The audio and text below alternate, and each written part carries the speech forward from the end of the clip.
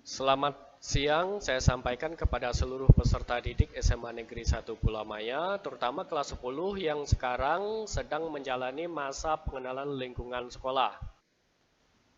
Pada kesempatan ini, saya akan menyampaikan materi tentang tata tertib peserta didik SMA Negeri 1 Pulau Maya. Tata tertib ini berlaku bagi seluruh peserta didik SMA Negeri 1 Pulau Maya, baik kelas 10, kelas 11, maupun kelas 12. Tata tertib ini berlaku mulai Juli hingga Desember 2020 karena fokus dari tata tertib ini adalah mengatur masalah proses pembelajaran yang kita laksanakan secara online atau daring. Sebelum lebih jauh saya menyampaikan materi, saya memperkenalkan diri, nama saya Petrus Celestinus Hermianto.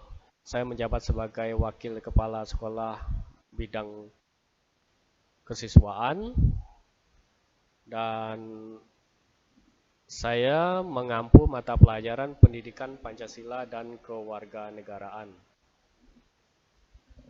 Selanjutnya silakan dicermati dan jika ada hal-hal yang belum jelas silakan ditanyakan kepada saya atau kepada guru-guru yang lain berkaitan dengan tata tertib ini. Tata tertib daring dan luring peserta didik SMA Negeri 1 Pulau Maya tahun pelajaran 2020-2021. Kerangka pokok tata tertib. Tujuan, ketentuan umum, dan rinciannya. Jadi dalam tata tertib ini ada 3 hal yang mau saya sampaikan, yaitu tujuan, ketentuan umum, dan rincian. Rincian dibagi menjadi 8 bagian. Yang pertama mengatur tentang seragam, kemudian kedua proses pembelajaran, etika peserta didik, yang keempat ketentuan yang tidak bagi yang tidak mengikuti daring atau luring. Yang kelima, hal-hal yang dilarang. Yang keenam, sanksi. Yang ketujuh, poin pelanggaran. Yang kedelapan adalah penilaian. Tujuan dari tata tertib adalah menciptakan suasana pembelajaran yang kondusif. Yang kedua, mengatur sikap dan perilaku peserta didik. Ketiga, menumbuhkan karakter adab komunikasi yang sopan, demokratis, mandiri, kerja keras, disiplin, kreatif, dan menghargai orang lain. Dalam proses pembelajaran secara daring, yang ditekankan adalah adab komunikasi, baik bahasa lisan maupun bahasa tulis. Nah, dalam pembelajaran secara daring ini lebih banyak pada komunikasi dalam bahasa tulis. Kemudian yang kedua adalah ketentuan umum. Yang pertama, tata tertib ini berlaku sah bagi peserta didik di SMA Negeri 1 Pulau Maya selama proses pembelajaran semester ganjil tahun pelajaran 2020-2021. Bulan Juli hingga Desember 2020. Yang kedua, tata tertib ini mengikat semua peserta didik SMA Negeri 1 Pulau Maya, kelas 10, kelas 11 maupun kelas 12. Yang ketiga, tata tertib peserta didik ini mengatur semua aktivitas baik akademis maupun non-akademis. Yang berikutnya, pengawasan dilakukan oleh guru mapel, wali kelas, maupun guru BK. Peserta didik yang melanggar tata tertib akan mendapatkan sanksi. Sanksinya mulai dari yang ringan sampai yang terberat. Nanti akan kita lihat sanksi secara bertahap. Yang berikutnya adalah tata tertib ini berlaku sah dengan persetujuan Kepala SMA Negeri 1 Pulamaya sejak ditetapkan dan berlaku sejak awal tahun ajaran baru. Nah, sekarang itu mulai tahun ajaran baru 2020-2021. Rincian sekarang, masuk pada rincian. Yang pertama dilihat adalah masalah seragam. Selama proses pembelajaran daring, peserta didik putra memakai pakaian bebas, rapi, dan baju berkerah. Peserta didik putri memakai pakaian bebas rapi, dan kalau saya sarankan, silakan menggunakan pakaian sekolah. Sekarang kita melihat tata tertib proses pembelajaran.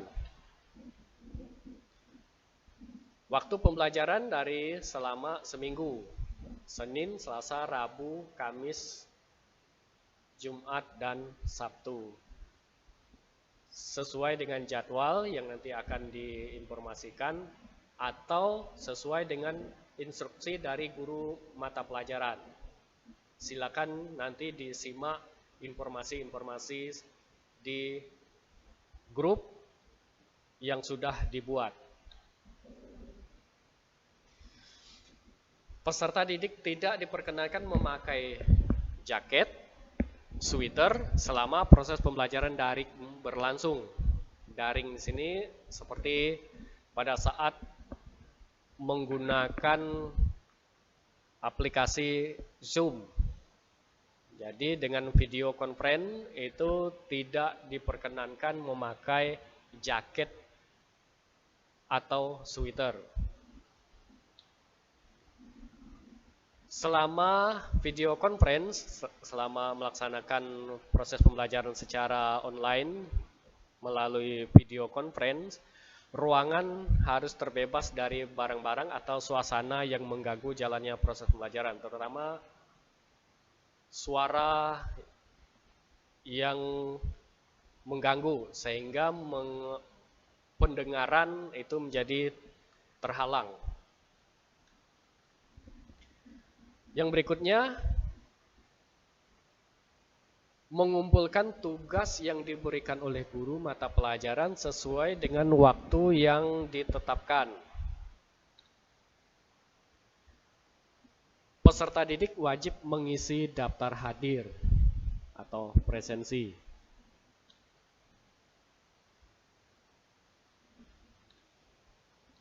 Selama melaksanakan video conference, peserta didik hanya mengaktifkan mikrofon pada saat mau berbicara dalam diskusi. Mematikan mikrofon setelah selesai berbicara dalam diskusi. Kemudian gunakan bahasa Indonesia yang baku. Selama video conference, wajib mendengarkan host atau pembicara atau guru yang sedang menyampaikan materi dengan cermat. Peserta didik silakan menulis informasi-informasi yang penting selama video conference itu di dalam buku catatan. Nah, jadi selama video conference silakan disiapkan buku, pen atau pensil untuk menulis hal-hal yang penting dari proses pembelajaran lewat video conference tersebut. Dalam forum diskusi, khususnya di kolom komentar, peserta didik menggunakan bahasa tulis yang santun dan sopan. Nah, ini tadi disinggung dari awal itu. Adab komunikasi, baik bahasa tulis maupun bahasa lisan yang santun dan sopan. Jadi tidak diperkenankan menggunakan bahasa yang sembrono, yang tidak sepantasnya. Dalam forum diskusi, peserta didik itu harus terlibat aktif dalam komentar tentang topik pembelajaran. Kemudian, di dalam forum diskusi tidak membicarakan masalah lain di luar topik pembelajaran. Jadi tempatkan forum diskusi itu untuk membicarakan tentang masalah pembelajaran, bukan tentang topik-topik yang lain.